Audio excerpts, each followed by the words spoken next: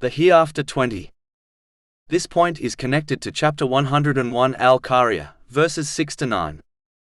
Then as for one whose scales are heavy with good deeds, he will be in a pleasant life. But as for one whose scales are light, his refuge will be an abyss. It is important for Muslims to regularly assess their own deeds, as no one except Allah, the Exalted, is better aware of them than themselves. When one honestly judges their own deeds, it will inspire them to sincerely repent from their sins and encourage them towards performing righteous deeds, which involves using the blessings they have been granted in ways pleasing to Allah, the Exalted. But the one who fails to regularly assess their deeds will lead a life of heedlessness whereby they misuse the blessings they have been granted. This person will find the weighing of their deeds on the Day of Judgment extremely difficult. In fact, it may well cause them to be hurled into hell.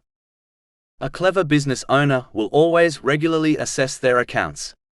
This will ensure their business heads in the right direction and ensures they complete all the necessary paperwork correctly, such as a tax return. But the foolish business owner will not regularly take accounts of their business.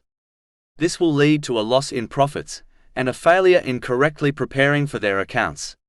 Those who fail to file their accounts correctly with the government face penalties, which only makes their lives more difficult.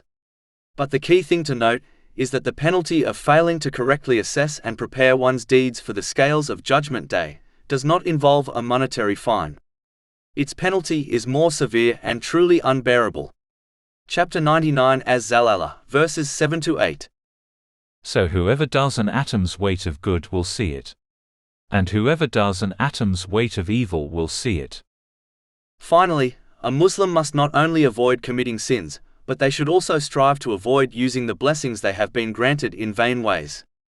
Vain things may not be sinful, but as they are not righteous deeds, they will lead to regrets on Judgment Day, especially when one realizes that the vain things they did could have been placed on the good side of the scales of Judgment Day if they used the blessings correctly.